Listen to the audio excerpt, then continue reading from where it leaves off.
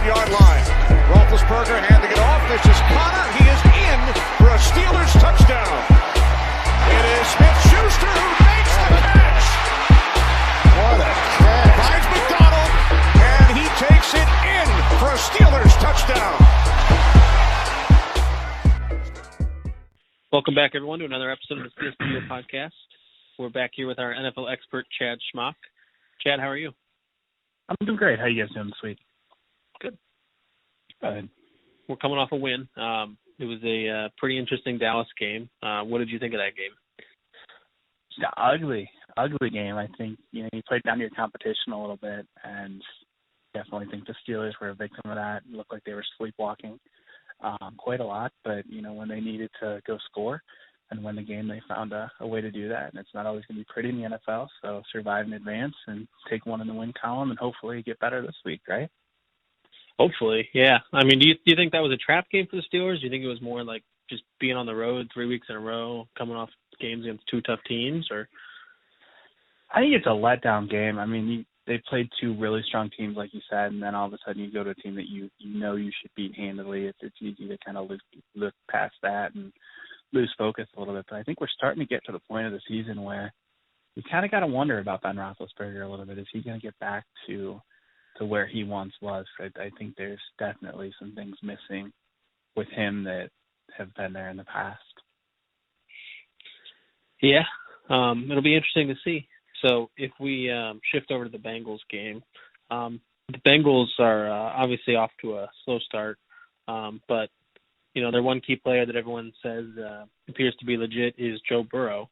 I kind of want to get your thoughts, just how good is he, and do you compare, like, can he compete against some of the other top rated QBs in the last couple years? I think he can. I'm pretty high on Joe Burrow. I think the thing we have to remember about him is he's a little bit older.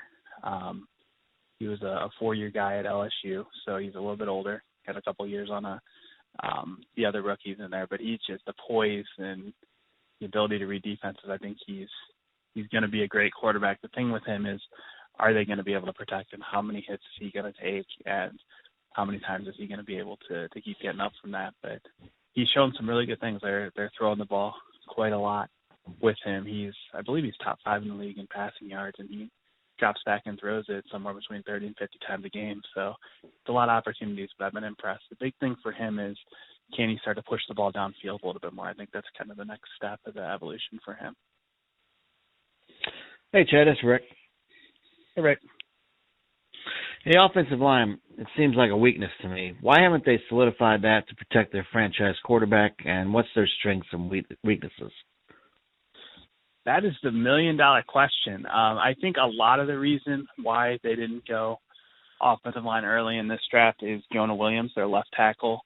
They drafted him in the first round last year. He tore his ACL. He missed all of last year, so I think they were looking at him as kind of a bonus rookie. They only took one player, Hakeem Anjai, I believe is how you say, in the 6th round. That's the only lineman that they took. I expect them to go lineman heavy in this draft. I mean, you gotta protect that franchise quarterback.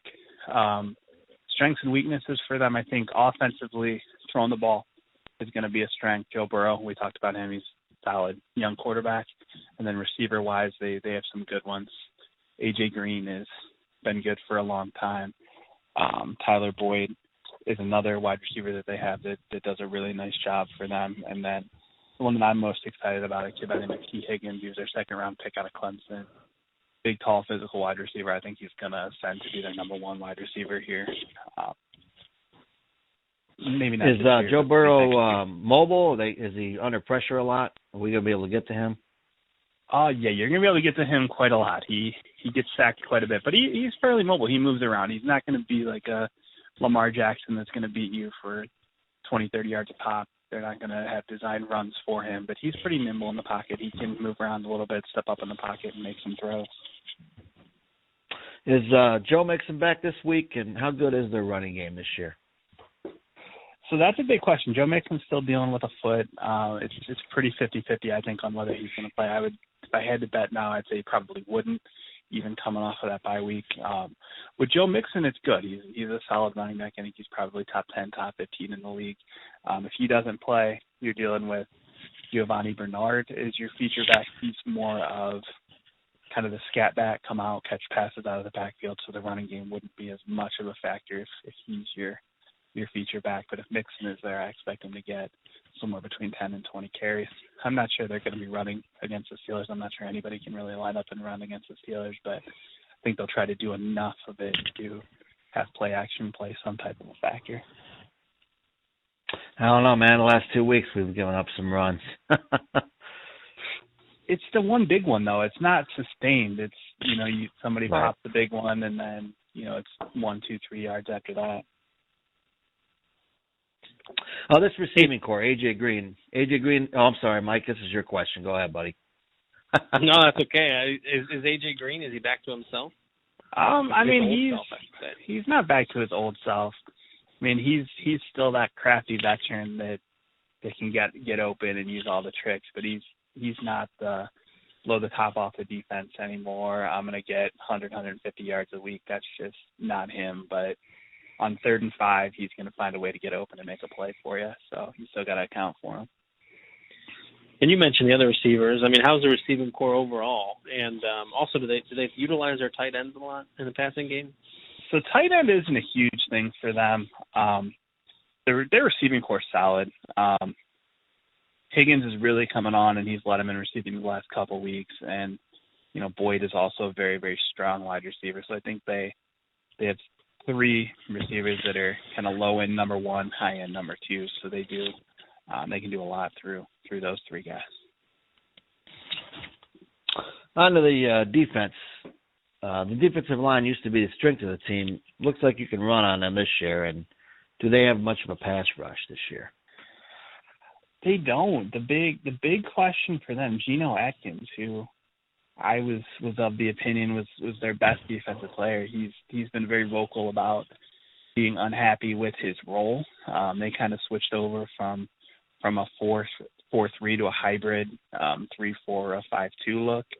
So it's not as much the pass rush as it once was. They brought over DJ Reader as a defensive tackle that was supposed to be their big free agent acquisition that he's done for the year with a quad. So they're not going to get a ton of pass rush. A lot of that's going to come from blitzing, and I think you can run on them. I think you can throw on them. Defense is kind of a struggle for this team. Chad, it does seem like they've invested relatively heavily in the linebacker position in the draft in the last few years. How's the linebacker unit overall for them? They're not bad. That's probably the strength of their team. They can cover pretty well as they're going to do a lot of blitzing to try to be the ones to get to the quarterback. So I think that's where they're going to put their money, and that's what they're hoping to eventually be the identity of the team. But just a defensive switch, it's going to take a little bit of a time to get all the players in that defense to make it work the way that they want it to. What about William Jackson? We haven't heard much about him this year. And what are your thoughts on the rest of the secondary? Secondary, they got some guys back there that can tackle. Jesse Bates is a safety. He's around the line of scrimmage all the time. Von Bell, another safety that does some nice things. He can cover. He's around the line of scrimmage as well.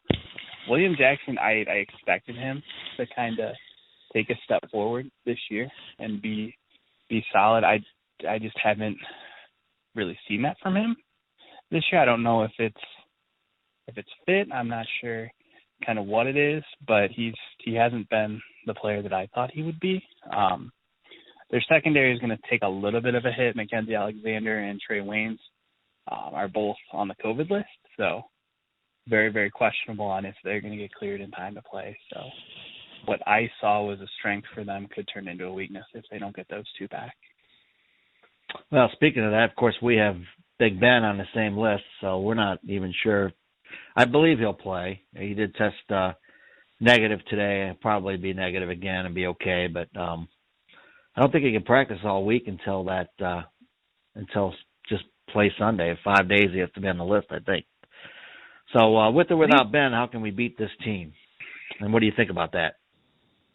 So if you're without Ben, there better be a lot of focus on the running game. So James Conner better have a pretty big game.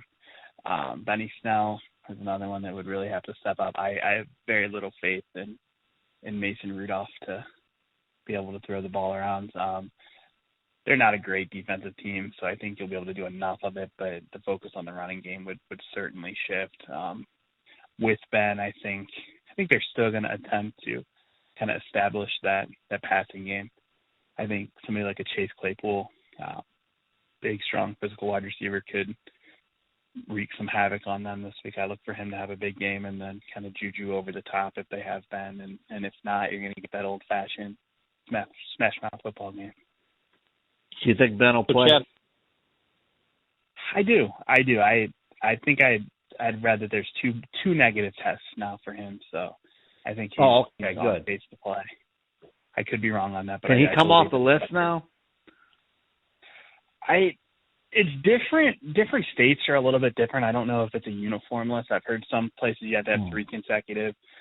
Some are 5 days, so I'm not sure what the rules really are in Pennsylvania, but I expect by at least Friday he'll do something. So Chad, what's your official prediction for the game? So I like the Steelers by at least 2 scores. Assuming Ben plays, at least 2 scores. If Ben does not play, I think you're probably more in the 17-10, 17-7 range. I think the Bengals are going to make some plays because that young offense is explosive, but I don't think they're going to be able to consistently move the ball on that Steelers defense, and that offense they'll do enough well to get a victory. It's hard to do these previews after we've had all these big games, so. But it's been a crazy season. It has been. I'm just glad there's football. I mean, anytime you can turn on TV and there's football in the middle of the pandemic, it's a win. So. That's true. Well, thanks so much for your time, Chad, and we're 8-0, baby. Go Steelers. 8 more. Good luck this weekend, guys. Have a good one.